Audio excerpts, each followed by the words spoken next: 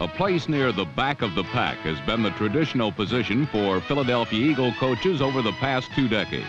But the season's 13th week saw Dick Vermeil's Eagles soaring down the home stretch on the wings of offensive stars Wilbert Montgomery, number 31, quarterback Ron Jaworski, number 7, and wide receiver Harold Carmichael, number 17.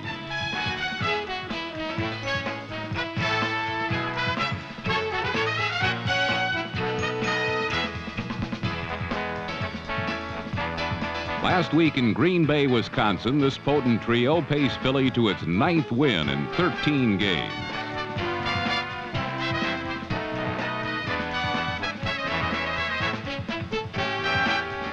Unheralded Ron Jaworski was the catalyst, throwing for 3 touchdown passes, 2 to the 6'8" Carmichael, who continued his record-breaking streak with at least 1 reception in 109 consecutive games. When the 21-10 thrashing of the Packers was over, Philadelphia found itself all alone atop the Eastern Division of the NFC. For Dick Vermeil's surprising Eagles were now a game ahead of Dallas and Washington, who had shared first place with them. The reason the Eagles were on the summit alone was because the Redskins had been in full retreat in the Meadowlands.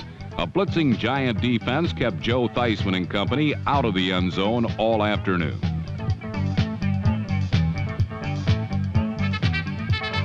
New York's new golden boy, rookie quarterback Phil Simms, passed sparingly but extremely accurately.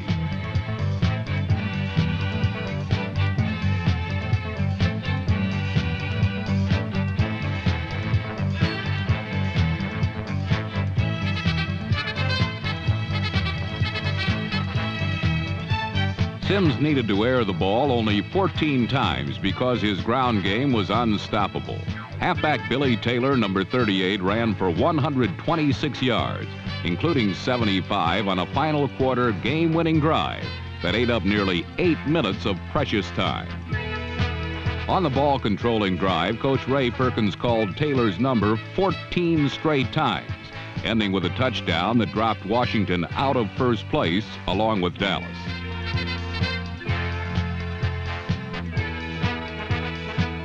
The New York Giants aren't going anywhere, but as their Washington win proved, they have a chance to be truly giant killers down the home stretch. For their next opponent is the Cowboys, whom they almost beat earlier this year. On Thanksgiving Day, media experts predicted the Houston Oilers were due to swoon in the presence of the Dallas Cowboys, for it was unthinkable for America's team to drop 3 straight games. Sure enough, on their first 2 possessions, the Cowboys' explosive attack, led by Roger Staubach, threatened to blow the roof off Texas Stadium.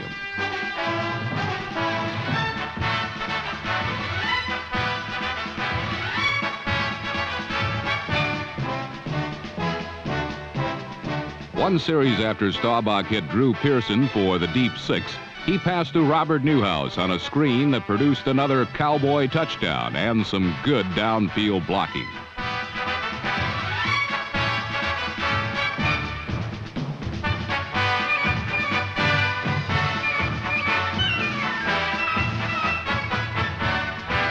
But the Oilers have an offense of their own, and his name is Earl Campbell.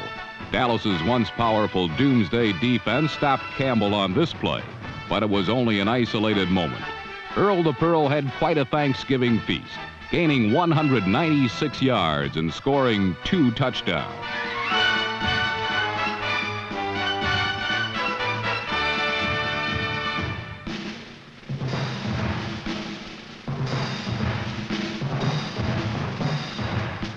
The game was decided late in the 4th quarter when Dallas was caught with 12 men on the field during an Oiler punt.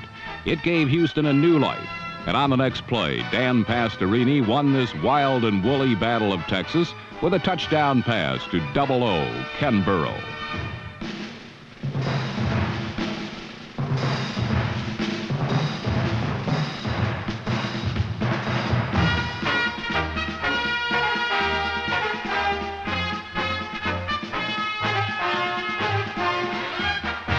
The exciting win gave Houston a lofty 10-3 record and a tie with Pittsburgh for first place in the AFC Central. Though Bum Phillips's gentlemanly tip of the 10 gallons seemed a bit restrained for such an important victory, old Bum really broke loose in the privacy of the locker room, celebrating Houston's first regular season win ever over Dallas with a kiss from his quarterback.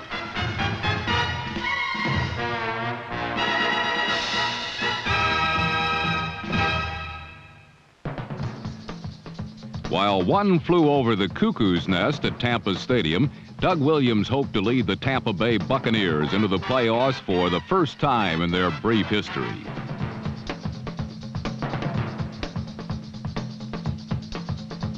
Williams' passing accounted for 242 yards and set up 3 Buck touchdowns, but Williams' effort was matched by Viking quarterback Tommy Kramer.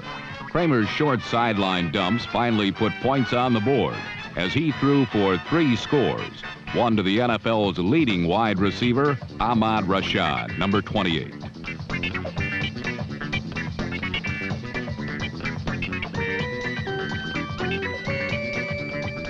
Trailing 23-16, the final Tampa Bay touchdown came with 19 seconds remaining. For the second time in the closing push, Doug Williams scrambled effectively, this one capping the 75-yard drive.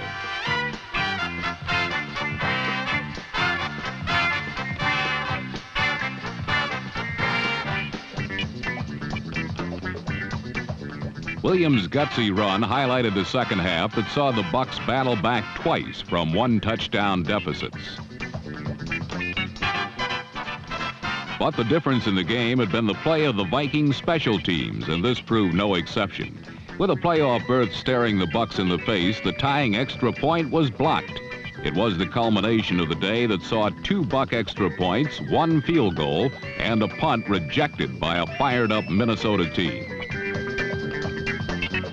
Relegated to the position of spoilers, having been eliminated from the Central Division race, the Vikings relished their unaccustomed role, 23-22. The Buccaneers must wait to clinch against their only competition, the Chicago Bears. Tampa hopes that there are some leftovers available from the Detroit Lions' Thanksgiving Day feast against the Bears.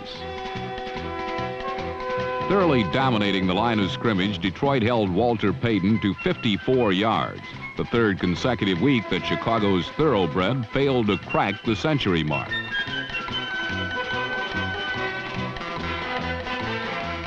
The Lions' defense caused 3 Bear turnovers, this one initiated by number 51 James Harrell, blitzing from his outside linebacker position. Dave Purifoy, number 75, was the beneficiary of Harrell's effort, rambling 37 yards to set up a Detroit field goal.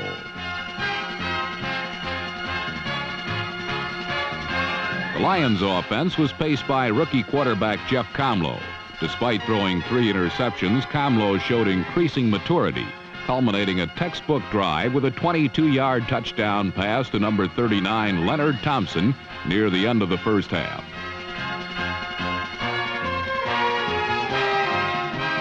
It all added up to a 20-0 Lion whitewash, only their second victory in a season of disappointments.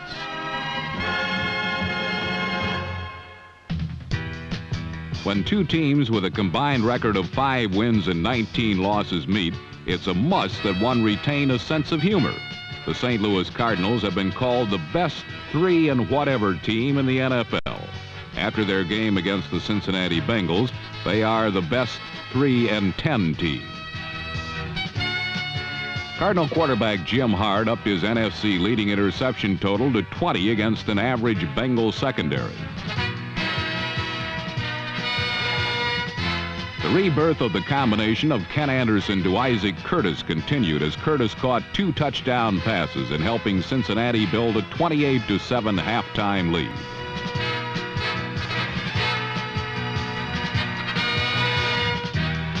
But as has been the case all season, the Bengals folded in the second half, allowing St. Louis to mount a comeback. The Otis Browns' 30-yard run narrowed Cincinnati's advantage to 6 with 4 minutes remaining, and the stage was set for another Bengal giveaway. The Cardinals, befitting their record, did not take what they were given. The usually sure-handed Mel Gray, number 85, streaked past Cincinnati's defense, but dropped Jim Hart's perfectly thrown pass for a 34-28 loss. The play epitomized the kind of season it has been for the Cardinals. Beginning with their opening one-point loss to Dallas, St. Louis has been unable to do what's necessary to win. Did you ever have a dream where suddenly you found yourself in real danger, being pursued by a malevolent force bent on your destruction? There is no escape except to wake up. If you've had a similar nightmare, it might be easier to identify with the 1979 Los Angeles Rams. All season long, the perennial champions of the NFC West have been hounded and harassed by teams they formerly handled with ease, while their fans have waited for them to wake up. Last week, it was the lowly San Francisco 49ers who threw a scare into the struggling Rams. But with 6 losses to balance their 6 wins, the boys in blue and gold knew they could not afford another game of sleepwalking. Number 26, Wendell Tyler, is typical of the raw Ram talent that makes Los Angeles' inconsistency hard to understand. Tyler cruised 71 yards with a pass from Vince Ferragamo, who is trying to replace the injured Pat Hayden as Ram quarterback. The other candidate is veteran Bob Lee, number 19, who 3 weeks ago was retired and selling insurance in Torrance, California. Lee proved he could still find his way to the post by hitting Ron Smith to help Los Angeles scramble past San Francisco 26-20. But like everything else in this nightmare season, the victory didn't come easily. The Rams are still on the run, waiting for a wake-up call. It better come soon because they are neck and neck in the NFC West with the high-powered New Orleans Saints, featuring strong-armed Archie Manning and acrobatic Wes Chandler.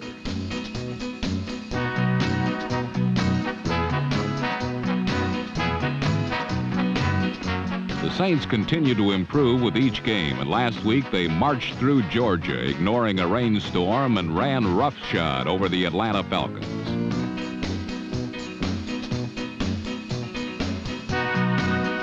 General Manning rolled out the heavy artillery when he went to number 85, Henry Childs.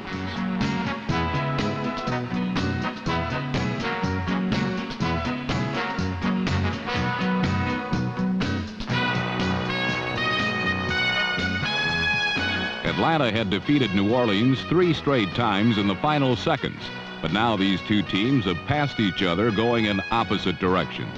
This game was strictly no contest as Manning and company mastered the mire for 263 yards passing and 1 touchdown. With the win, New Orleans took another giant stride toward a showdown with Los Angeles on December 16th for the title in the NFC West. In the AFC West, yellow fever has infected San Diego, California. The Chargers are serving notice that they just might be pro football's finest team, and they're doing it airmail.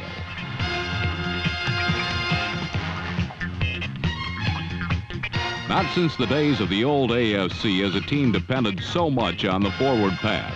Last week, number 83, John Jefferson, quarterback Dan Fouts, and the rest of the Charger Air Force bombed the Kansas City Chiefs 28-7 with 350 yards and 3 touchdowns through the skies.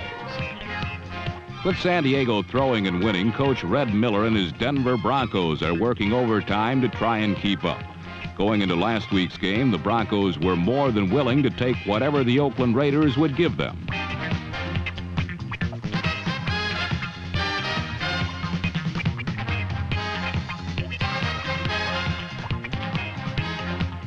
Unfortunately for Denver, this impromptu run by punter Luke Prestridge was the Broncos' high spot of a day that saw yet another Oakland Raider resurrection.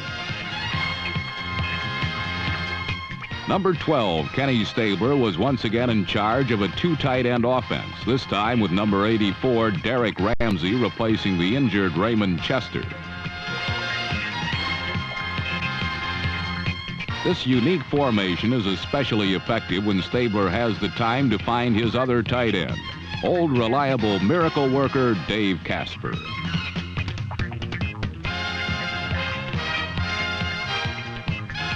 Casper's catch helped send Denver to a 14-10 defeat that dropped the Broncos one game behind the red-hot Chargers in the AFC West. It also proved that it's a mistake to count out those tricky Devils from Oakland. With a record of 7-6, they could still be a factor come playoff time. In Baltimore last Sunday, the Colts were hoping to keep the AFC Eastern Division scrambling by upsetting the Miami Dolphins, a feat they very nearly accomplished.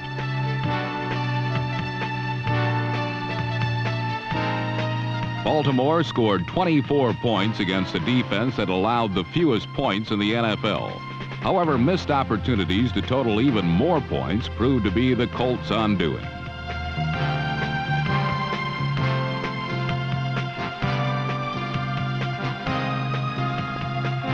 Plays like this point-saving interception by number 20 Neil Colsey kept Baltimore under control. And when Bob Greasy came off the bench to fire 2 touchdown passes, Miami had the lift they needed to claim an important 28-24 win.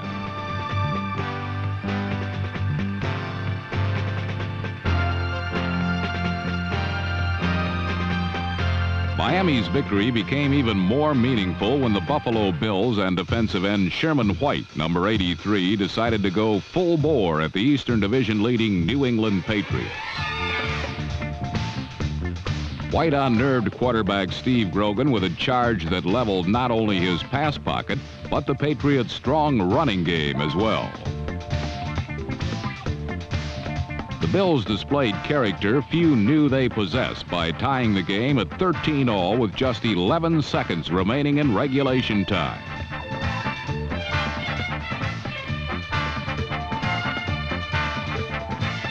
Lou Picone's clutch catch sent the game into overtime, where the Buffalo defense set the stage for an upset.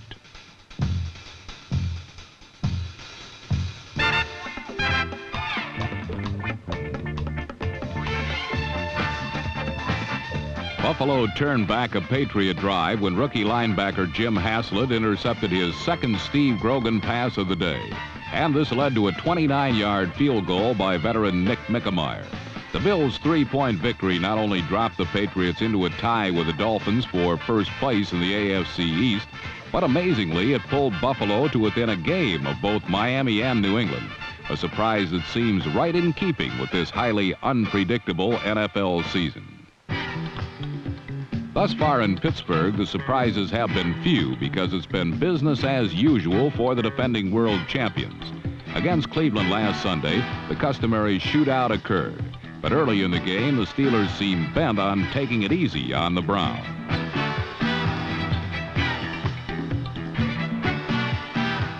Missed opportunities mounted against a team that was once thought invincible. And these errors came back to haunt Pittsburgh even more when Cleveland quarterback Brian Sipe made his best efforts count. Twice Sipe zeroed in for touchdown passes that enabled Cleveland to speed to a comfortable lead. But one disturbing fact hung over Cleveland like a nightmare. In 10 years, the Browns had never beaten the Steelers in Three Rivers Stadium. And when Terry Bradshaw's receivers began concentrating, Cleveland sensed that this day might be like all of those before.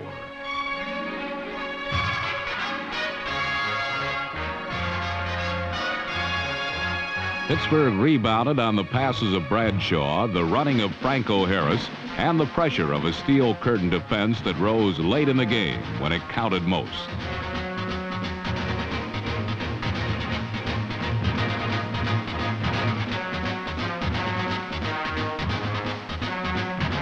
After 60 minutes, the contest was deadlocked at 30 apiece. And when the game resumed in overtime, Cleveland found themselves vainly chasing the dream of beating Pittsburgh on their own turf.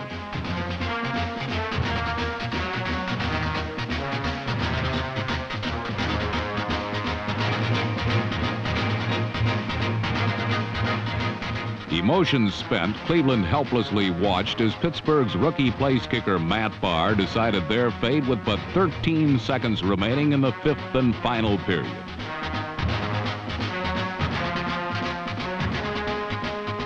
Like all great teams, Pittsburgh seems to come up with that little extra when they need it most. And this, possibly more than any one thing, is why they are the defending champions, with a good shot at being the future champions as well.